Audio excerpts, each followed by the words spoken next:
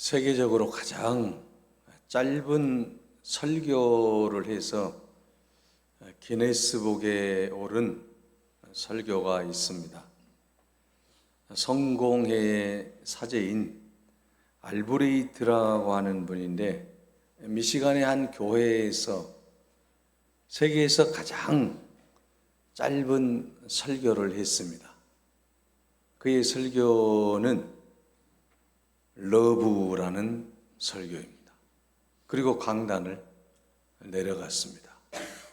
많은 성도들이 그 귀한 설교의 감동을 받았다라고 다 좋아를 했습니다. 러브라고 하는 이 단어 한마디인데 정말 우리 목사님이 설교 준비를 굉장히 많이 하신 것 같다. 정말 고심에 찬 설교 준비를 하고 이렇게 귀한 말씀을 던져주시니 너무너무 감사하다. 그렇게 이구동성으로 말을 했다고 합니다. 여러분, 제가 여기서 러브하고 내려가면 여러분 반응은 좀 어떨까요? 아마 그렇지는 않을 것 같아요. 우리 목사님 일주일간 뭐 했길래 러브 단어 하나 말하고 내려가실까? 이렇게 말할 수도 있을 것입니다. 그런데 여러분, 이 러브라고 하는 단어는 함축된 내용이 담긴 단어라고 하는 것이죠. 많은 사람들이 감동을 받을 수 있는 것은 무엇입니까? 바로 사랑이라고 하는 것이 그만큼 소중하다라고 하는 거예요. 우리가 잃어버리고 있는 이 사랑을 할 수 있다라고 하는 것은 가장 큰 하나님의 은혜인 줄로 믿습니다. 그래서 여러분, 요한 사도도 요한 1, 2, 3서를 통해서 하시는 말씀이 무슨 말씀이에요? 우리 서로 사랑합시다. 서로 사랑하라. 계속해서 그렇게 설교하는 것을 볼 수가 있습니다. 오늘 본문의 말씀의 중심에도 사랑이 있지 않습니까? 여러분, 오늘 본문 말씀 요한일서 3장 18절에 보면 자녀들아, 우리가 말과 혀로만 사랑하지 말고 행함과 진실함으로 하자라고 말씀하고 있습니다. 사랑은 말과 혀로 그쳐서는 안 되고 행동해야 된다는 말씀이에요. 여기서 말씀하고자 하는 것은 무엇입니까? 이 말과 혀는 사랑을 실천하지 않는 그런 부정적인 뜻으로 사용되고 있다라고 하는 것이죠. 요즘 여러분 얼마나 립싱크가 많아요. 말은 엄청 잘하잖아요. 말 못하는 사람이 있습니까? 그런데 그렇게 하지 말라는 거예요. 말과 혀로만 사랑하지 말라는 겁니다. 현대 사회에는 여러분, 말이라도 잘하면 좋은 세상이 되었습니다. 말도 그렇게 못하는 사람들도 있어요. 립싱크라도 해라. 그런데 오늘 본문에서 말하는 것은 무슨 말씀이에요? 말만 가지고는 안 되고 행동으로 실천해야 된다. 그런 말씀인 것입니다. 말과 혀로만 하는 사랑을 우리는 가짜 사랑이라고 말을 하는 것입니다. 우리가 진짜 사랑을 해야 되는데 말로만 하는 그런 사랑은 가짜 사랑이라고 하는 것이죠.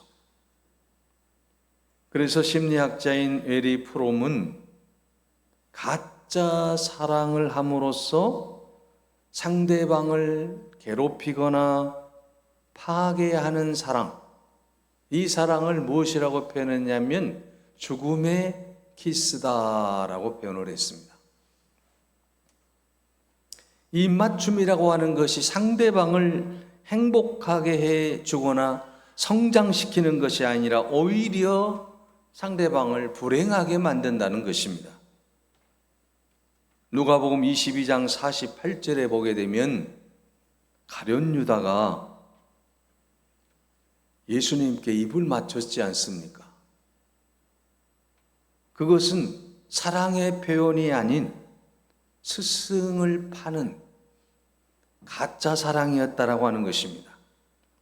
예수께 입을 맞추려고 가까이 하는지라 예수께서 이르시되 유다야 내가 입맞춤으로 인자를 파느냐 하시니, 가룟 유다가 지금 예수님께 입맞추는 것은 진짜 사랑이 아니잖아요. 예수님 내가 정말 사랑합니다, 존경합니다, 주님을 위해 헌신하겠습니다, 따르겠습니다, 뭐 이런 말이 아니잖아요.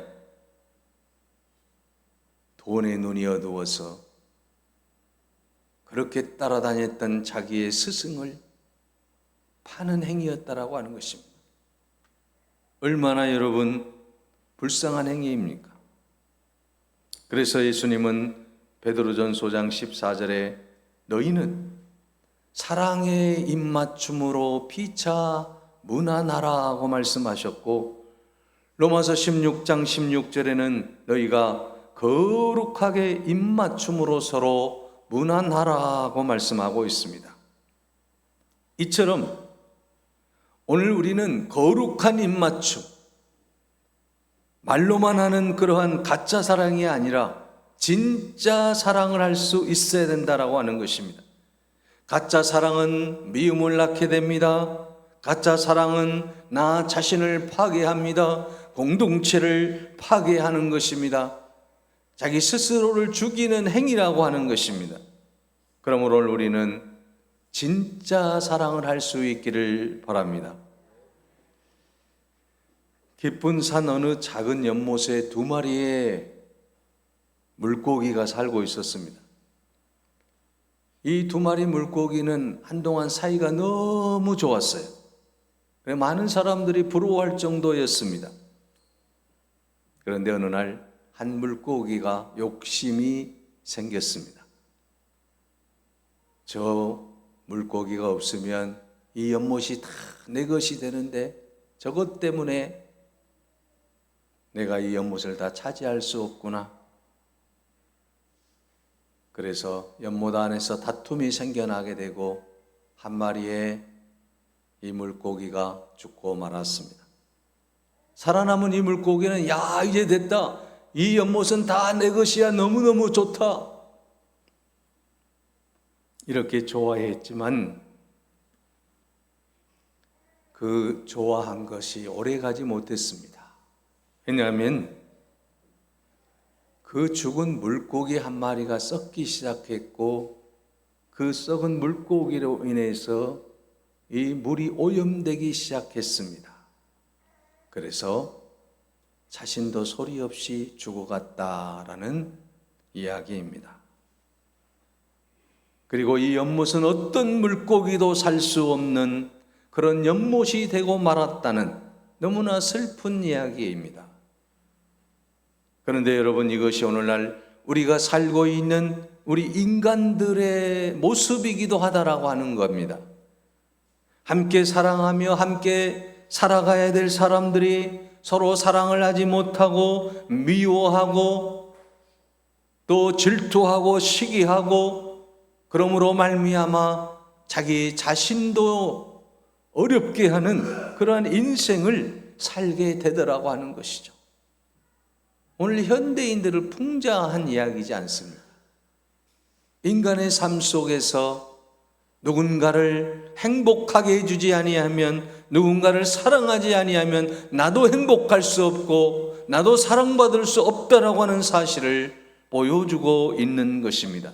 그래서 예수님께서는 요한복음 13장 34절에서 35절에 말씀합니다. 새 계명을 너희에게 주노니 서로 사랑하라. 내가 너희를 사랑한 것 같이 너희도 서로 사랑하라. 너희가 서로 사랑하면 이로써 모든 사람이 너희가 내 제자인 줄 알리라. 여러분, 예수님께서 십자가를 통해 우리를 사랑하셨듯이 오늘 우리들도 사랑하며 살라라고 하는 겁니다. 사랑하게 되면 예수님의 제자가 된다라고 말씀하고 있습니다. 서로 사랑하면 이로써 너희가 비로소 내 제자가 되었다라고 주님께서 인정해 주시겠다라고 하는 거예요. 믿음이 있노라 하고 사랑의 열매가 없으면 아직은 제자가 되지 못했다라고 하는 거 아니겠습니까? 그래서 예수님은 새 계명은 무엇냐? 바로 그것은 서로 사랑하는 것이다 라고 말씀하고 있습니다.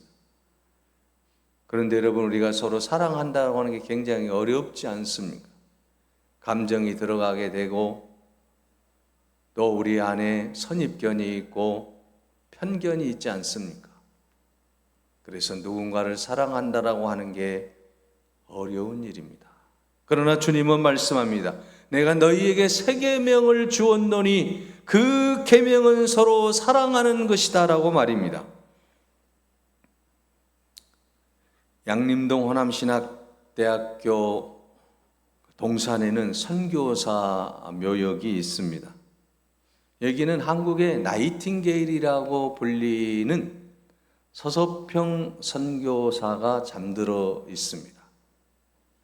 그녀의 본명은 엘리자베스 세핑이라고 하는 독일계 미국인입니다. 한국 이름이 서서평이에요. 그녀는 32살의 처녀의 몸으로 미국 남장로의 간호선교사로 파송을 받고 한국에 와서 54살에 별세를 하였습니다. 22년간 그녀는 이제 이 땅 조선의 모든 백성들을 위해서 자신의 삶을 희생했다라고 하는 것입니다. 정말 제자의 삶이 무엇인지, 믿음의 삶이 무엇인지 분명하게 보여주었다라고 하는 것입니다. 1922년 조선 최초로 여자신학교인 이일학교를 세웠는데 이 학교가 지금은 전주 한일장신대학교입니다. 같은 해 부인 조력회를 시작했는데 오늘날 여전도의 근간이 되었습니다. 1926년에는 조선간호부를 설립했는데 오늘의 대한간호협회로 발전을 했습니다. 또한 모두가 저주하고 피하는 한센병 환자를 자신의 집에 데려와 씻겨주기도 하고 그 자녀들을 모아서 또 돌봐주는 그런 역할까지 하면서 심지어 양녀로 삼았다라고 하는 것입니다. 여러분, 그녀의 이 아름다운 사랑이 어디에서 나왔습니까? 바로 서로 사랑하라는 주님의 말씀을 붙잡고 자기의 그 젊음을 조선을 위해서, 이 나라를 위해서, 이 백성을 위해서 헌신함으로 하나님께 영광을 돌리게 되었다라고 하는 것입니다. 여러분, 이처럼 사랑이라고 하는 것은 말과 혀로만 사랑하는 것이 아니라 진짜 사랑을 해야 된다라고 하는 것입니다. 우리가 하나님의 그 은혜를 깨닫고 십자가를 붙잡고 진짜로 하나님의 그 은혜 안에서 사랑을 할 때에 놀라운 역사가 일어나고 감동 스토리가 만들어지게 될 줄로 믿습니다. 여러분, 믿음의 열매는 무엇입니까? 이 믿음의 열매는 사랑이라고 하는 거예요. 우리가 믿으면서 우리 안에 열매가 맺어져야 되는데 이 열매가 맺어지지 않으면 깊이 생각을 해봐야 된다고 하는 것입니다. 이 믿음의 열매인 사랑은 하나님이 기뻐하시는 일이요 또 주님이 원하시는 일이다라는 것입니다. 요한복음 13장에 보면 예수님께서는 사랑이 무엇인지를 본을 보이기 위해서 제자들의 발을 씻기는 모습을 볼 수가 있습니다. 요한복음 13장 15절에 말씀합니다. 내가 너희에게 행한 것 같이 너희도 행하게 하려 하여 본을 보였노라고 말씀하고 있습니다. 예수님께서 지금 제자들을 가르쳐야 되는데 제자들을 어떻게 하면 그들이 바른 사랑, 진짜 사랑을 할 수 있게 할 것인가? 그래서 예수님께서 본을 보여주신 거예요. 여기서 본이라고 하는 이 영어 단어가 뭡니까? 이그젬플이라고 하는 단어. 본보기입니다. 신뢰. 다시 말하면 자신이 그 역할을 함으로써 이제 보여주는 거예요. 또는 패턴이라고 하는 단어가 사용되고 있어요. 이 패턴이라고 하는 건 뭡니까? 양식이잖아요. 어떻게 하면 그 일을 할 수 있을 것인가를 보여주는 삶의 양식인 거예요. 그래서 예수님께서는 지금 제자들에게 보여주기 위해서 너희들이 살아가야 될 삶의 양식이 뭐냐? 바로 이렇게 사는 것이다. 나처럼 발을 씻겨주는 것이다. 이것이 바로 그리스도인의 삶의 양식이다. 믿음의 열매다. 이걸 지금 보여주는 거예요. 그런데 예수님께서 이 귀한 본보기를 보여주시면서 누구는 제외하고 또 누구에게만 가르치고 그런 게 아니었어요. 12제자 가운데 가룟 유다가 있잖아요. 자기를 팔 가룟 유다, 이 가룟 유다의 발까지 예수님이 씻겨주셨다라고 하는 거예요. 그러니까 여러분, 사랑이라고 하는 것은, 이 섬김이라고 하는 것은 누구도 죄의 대상이 있어서는 안 된다는 말씀이에요. 요한복음 13장 2절에 보면 마귀가 벌써 시몬의 아들 가룟 유다의 마음에 예수를 팔려는 생각을 넣었더라고 말씀하고 있습니다. 그런데 이 가룟 유다의 마음을 아시는 예수님께서 그의 발을 씻기셨다라고 하는 것은 누구도 상상할 수 없는 일 아니겠습니까? 내가 사랑하고 존경하는 사람 얼마든지 발을 씻겨줄 수 있잖아요. 그런데 자기를 팔려고 하는 그런 제자에게까지 발을 씻긴다라고 하는 것은 보통 어려운 일이 아니라고 하는 것이죠. 예수님이기 때문에 가능한 거예요. 그런데 거기에까지 우리가 올라가야 된다라는 말씀이죠. 그래서 예수님께서는 원수를 사랑하라고 말씀하지 않습니까? 오늘날 교회 안에도 그런 역사가 일어나야 될 줄로 믿습니다. 우리의 삶 속에서도 그런 놀라운 역사가 일어나야 될 줄로 믿습니다. 크리스찬의 영향력이라고 하는 것은 원수도 사랑할 수 있을 때 놀라운 역사가 일어나게 될 줄로 믿습니다. 오늘 우리는 예수님이 본을 보여주셨듯이 제자들이 그 본을 보고 따라갔듯이 오늘 우리들도 그렇게 살아가야 될 줄로 믿습니다. 보여주는 사람이 없다라고, 본이 되어주는 사람이 없다라고 실망하기 이전에 내가 먼저 본을 보일 수 있는 여러분이 되시기를 바랍니다. 우리 교회가 이 지역사회에 가장 먼저 사랑의 본을 보이는 그런 교회가 되어야 될 줄로 믿습니다. 오늘 주님은 분명하게 말씀하고 계십니다. 자녀들아, 우리가 말과 혀로만 사랑하지 말고 행함과 진실함으로 사랑하자. 이로써 우리가 진리에 속한 줄을 알게 된다라고 말씀하고 있어요. 여러분, 진리 안에 속한 삶은 어떤 삶이에요? 바로 행동하는 믿음, 행동하는 사랑을 실천하는 사람이 진리에 속해 있다라는 것입니다.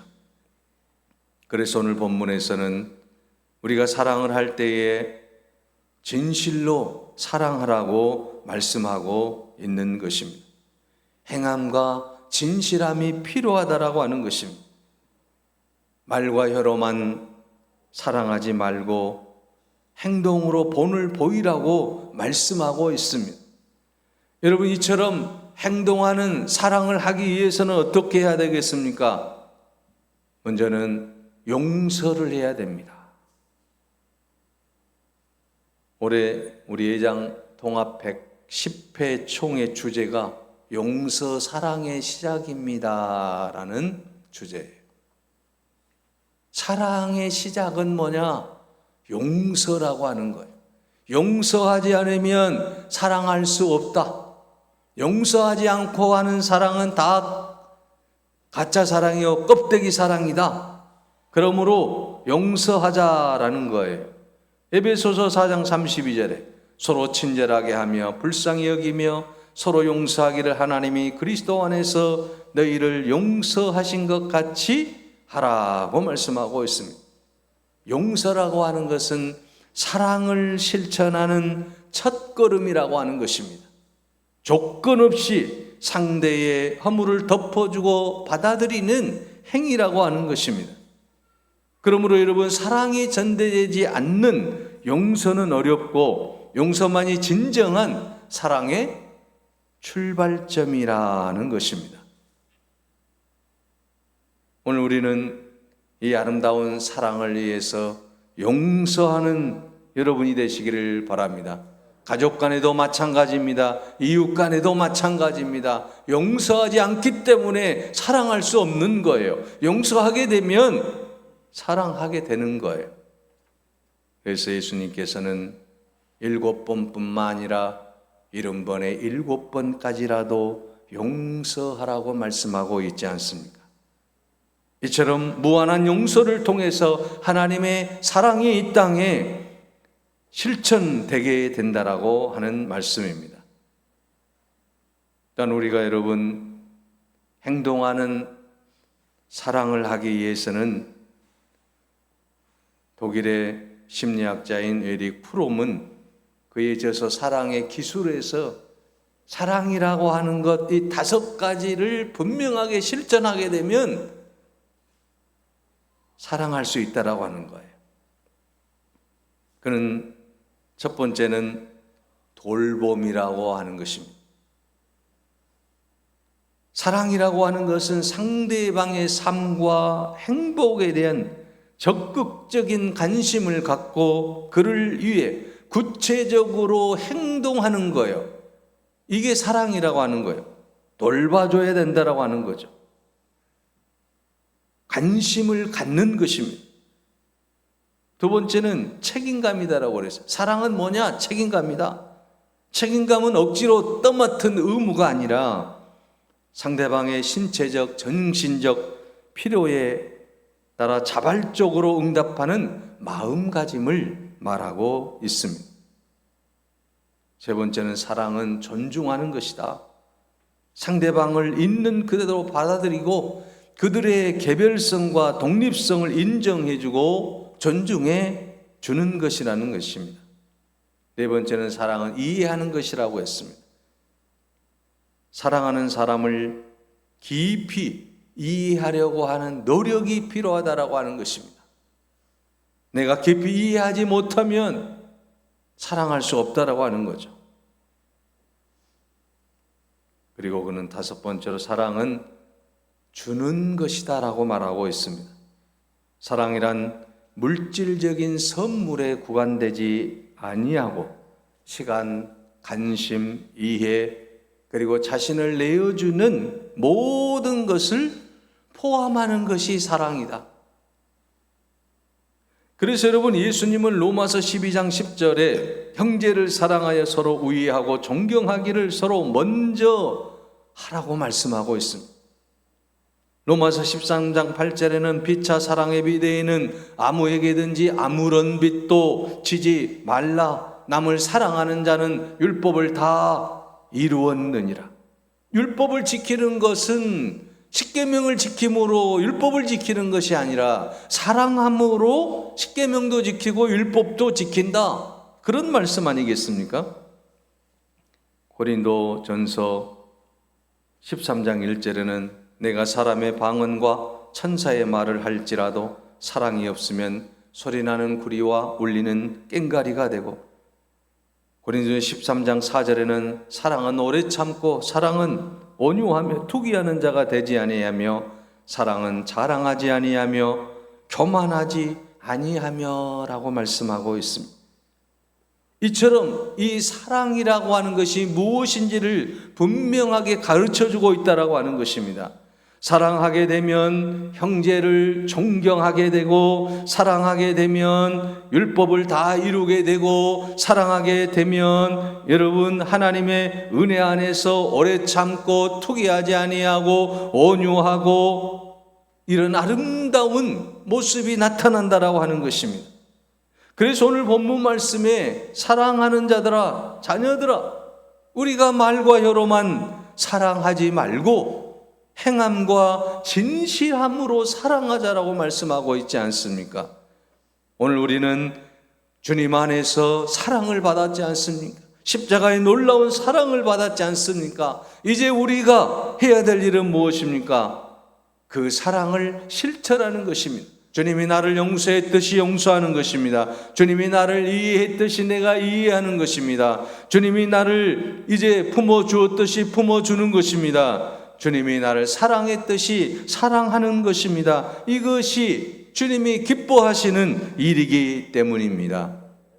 이번 추석 명절을 맞이해서 서로 사랑하시기를 바랍니다. 행동함으로 실천할 수 있기를 바랍니다. 하나님이 기뻐하는 그리스도인으로 우뚝 서기를 간절히 바랍니다. 기도하겠습니다. 사랑의 하나님, 믿음의 열매인 사랑을 우리는 맺지 못하고 살 때가 많이 있었습니다. 믿음이 있노라 하고 행함이 없었던 어리석은 삶들, 용서하지 못하고 이해하지 못하고 감싸주지 못하고 아버지 하나님, 주님 뜻대로 살지 못했던 우리의 어리석음들을 내려놓게 하시고 주님만을 사랑하고 그 주님의 사랑을 본받아 우리도 행동으로 진실함으로 사랑할 수 있는 아름다운 인생이 되게 하옵소서. 추석 명절을 맞이하여 모든 형제들이 서로 사랑하게 하여 주시고 부모님을 사랑하게 하여 주시고 아버지 하나님, 이 땅에 사는 동안에 형제의 소중함과 부모의 소중함을 더 깊이 깨닫는 명절이 되게 하옵소서. 예수 그리스도의 이름으로 기도하옵나이다. 아멘.